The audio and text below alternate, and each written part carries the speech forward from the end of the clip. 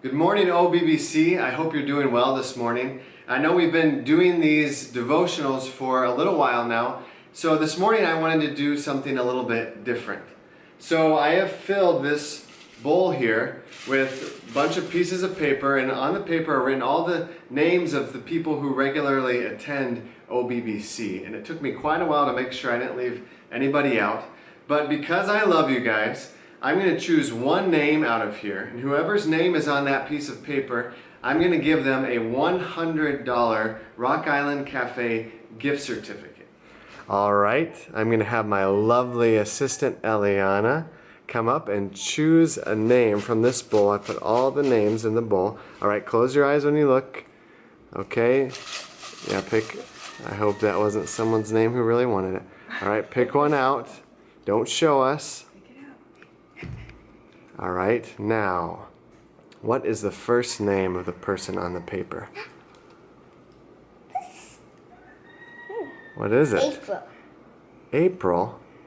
I don't know an April. All right, what's the last name? Fools. April Fools. Got ya. Ah. Now, I know what you're probably thinking, that I'm a terrible person. And I do. I feel bad about that. And in order to hopefully redeem myself, I'm going to offer $5 of airtime to the first person that likes this video on Facebook. So hopefully that can get me back in some people's good graces. But thinking back over the years, I can remember a lot of funny and sometimes kind of mean pranks, April Fool's pranks that people played on me. And I may or may not have been involved in pranking other people as well. But we can joke around about this stuff today. But the reality is that nobody likes to be called foolish. Nobody likes being called a fool. And for good reason. In fact, the Bible has a lot to say about being a fool.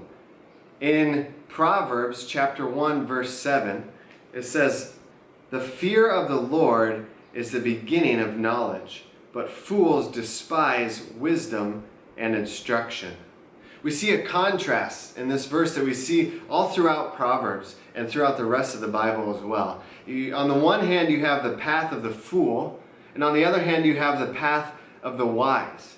Now, if we were presented with these two options, I assume that most of us would readily choose the path of the wise. No one wants to be characterized as a fool or said to be on the foolish path.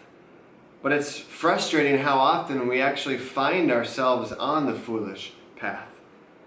The fool doesn't listen to God, but instead is characterized by pride and selfishness. He wants his own way. He knows what he wants to do, and he doesn't want anyone else telling him that he's doing it wrong.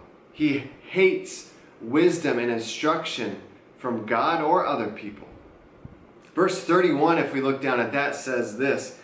It says that they will eat the fruit of their ways. Or in other words, that they will reap what they sow or get what they deserve. So in understanding the danger of this foolish path, how do we avoid the way of the fool? How do we get wisdom?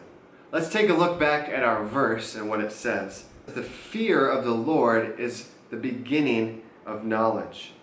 You see, we first have to recognize God for who He is and surrender our lives to Him.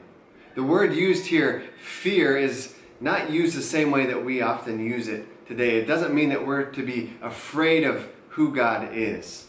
The word that this is translated from carries the meaning of a reverent awe of who God is and the power that He has, or a worshipful submission to His authority and an obedient respect of His commands. You know, it's a lot packed into a little word.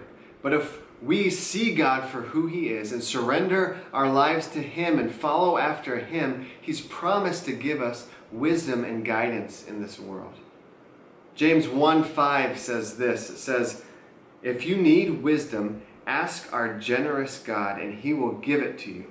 He will not rebuke you for asking."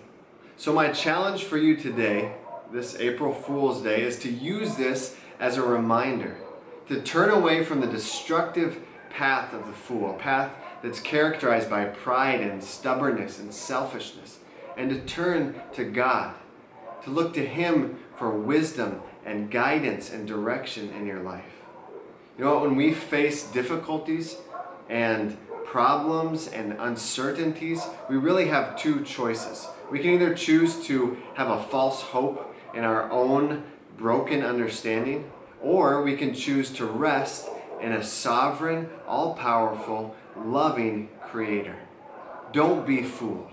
We want you to know that we're praying for you and that we love you, and we hope you have a great day today.